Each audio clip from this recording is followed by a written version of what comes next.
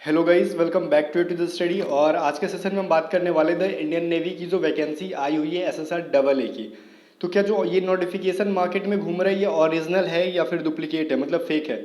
तो गाइज देखो, अभी तक तो मानने के लिए मैं भी तैयार नहीं हो रहा था जब तक ऑफिशियली आ नहीं जाता है, बट गाइज मुझे भी अब 95% विश्वास हो गया कि ये ओरिजिनल ही है। ऐसा क्यों है मैं बता रहा हूँ। देखो, पहले जो नोटिफिकेशन आया था वो दूसरी साइट पे था और उस पर वाटर मार्क, दो तीन रीजन मैं बताता हूँ, उस पर वाटर मार्क भी उसी वेबसाइट की थी।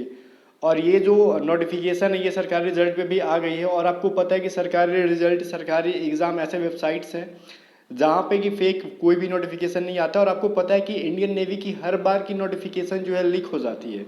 ऑफिशियल साइट पे आने से पहले प्राइवेट साइट वाले ही दिखाते हैं। और सबसे बड़ा लोचा क्या होने वाला समझ लो, यहाँ पे बहुत बड़ा एक तरीके से कम लो कि इंडियन नेवी की तरफ से मनमानी हुई है स्टूडेंट्स के साथ में। अगर गाइज ये नोटिफिकेशन सच निकलता है, देखो मैंने तो बिल्कुल भी 95 के 99% विश्वास कर लिया कि नोटिफिकेशन सही है, आज किया ठीक है। इसके पहले मुझे भी फेक लग रहा था। रीज़न ये देखा कि मतलब अलग अलग साइट पे सेम नोटिफिकेशन अलग अलग वाटर मार्क के साथ है, मतलब उनको ओरिजिनल नोटिफिकेशन नहीं मिला है, उन्होंने बाद में अपना वाटर मार्क लगा दिया, ठीक है। तो देखो गाइज, इससे प्रॉब्लम क्या हो गया स्टूडेंट्स को मैं बता देता हूँ। यहाँ पे पहली चीज़ प्रॉब्लम ये कि यहाँ पे फिर से इंडियन नेवी ने मतलब पिछड़ा वाला काम किया है। सारा दुनिया प्रमोशन होता है तो इनका डिमोशन हो गया, डिमोशन हो गया। कहने का मतलब सब एग्जाम्स मतलब ऑफलाइन से ऑनलाइन की तरफ जा रहे हैं और इंडियन नेवी ऑनलाइन से ऑफलाइन की तरफ पलट गई है। मतलब इतना बड़ा, अब इसको क्या बोला जाए, ये मनमानी नहीं कहे तो क्या कहेंगे, ठीक है। और देखो गाइज, यहाँ पे साफ साफ लिखा हुआ है कि educational qualification, date of birth मैं सब बताता हूँ, लेकिन आपके साथ बहुत बड़ा स्कैम हो रहा है एक तरीके से ये।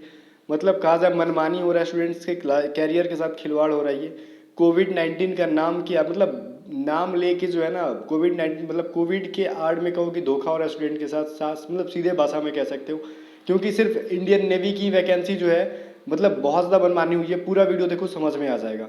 डबल ए की जो है कहा गया है कि 60% जिसका होगा सिर्फ हम लोग उसको बुलाएंगे। ये क्राइटेरिया शुरू में भी था और एसएसआर का भी था, ठीक है ना, कि एसएसआर में बस 10+2 आपने किया मैथ फिजिक्स के साथ तो आपको बुला लेंगे, ठीक है। और डबल ए में मैथ फिजिक्स के मतलब ये होना चाहिए और टोटल एग्रीगेटेड 60% होना चाहिए।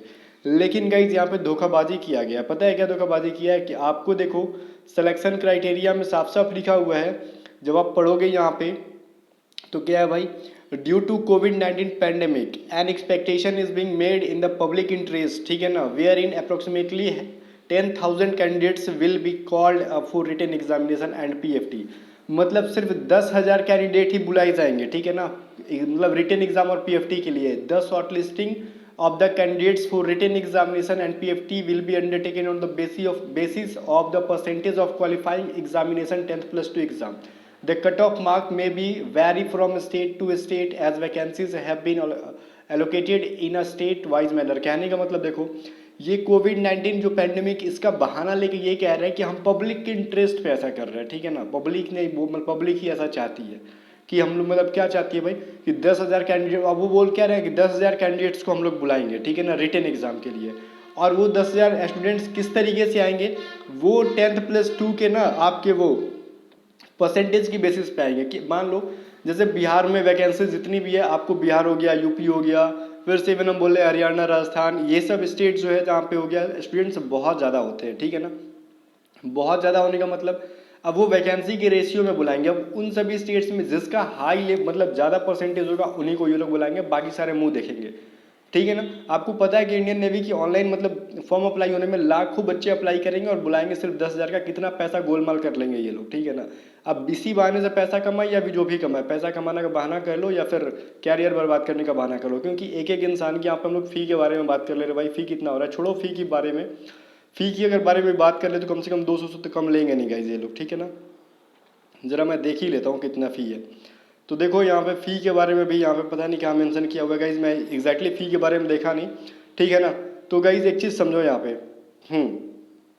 नहीं फ़ी के यहाँ पे देखो, यहाँ पे साफ मैंने ध्यान नहीं दिया, बाद में पढ़ के हम लोग देख लेंगे। बट एक चीज़ समझ लो यहाँ पे कि आपके साथ बहुत बड़ा स्कैम हुआ है गाइज। मात्र वैकेंसी तो चलो 500 है और 2,000, मतलब टोटल मिला के डबल ए की 500 वैकेंसीज है और 2,000 वैकेंसीज है एसएसआर की। तो अब सोच लो 2,500 वैकेंसीज को पूरे इंडिया में स्टेट वाइज अगर हम डिवाइड कर दें तो कितना बचेगा, 150 के हिसाब से एक एक स्टेट में। और अब समझ लो कि एक एक स्टेट से कितने कितने बच्चे को बुलाएंगे वो लोग। अब वो भी साफ साफ कह दिया इन्होंने कि कट ऑफ जो है 10+2 के, मतलब आपको कॉल लेटर मतलब बुलाने का कट, मतलब वो जो क्राइटेरिया है वो आपके 10+2 के, सॉरी 12th क्लास के परसेंटेज के बेसिस पे बुलाएंगे। तो समझ लो यहाँ पे सीधे सीधे 95% एक एक स्टेट से बच्चे छट जाते हैं, समझ गए ना।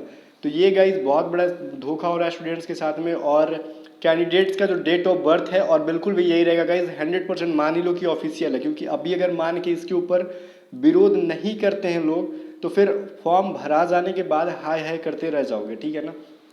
देखो 1 फरवरी 2001 से लेके 31 जुलाई 2004, इनके बीच में अगर आपका डेट ऑफ बर्थ 1 फरवरी 2001 है और 31 जुलाई 2004 है तो भी आप फिल कर सकते हो, ठीक है।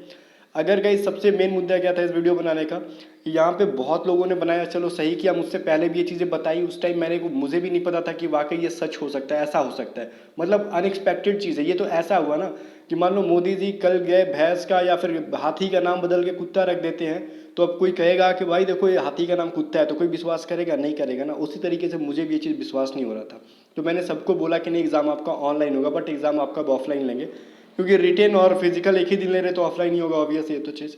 तो वही चीज़ है ना, अब यहाँ पे हुई अचानक से आके नोटिफिकेशन निकल जाता है, वो भी ऑफिशियल वेबसाइट में नहीं, पहले ही लोग लिख कर देते हैं कि एग्ज़ाम हम लोग ऑफलाइन लेंगे, 4 दिन आपको फॉर्म फिल करने का टाइम देंगे, इसी के बीच में जो उखाड़ना है उखाड़ लेना, बाकी हमारी जो मन करेगी वही हम करेंगे, तो फिर तो प्रॉब्लम हो जाएगा।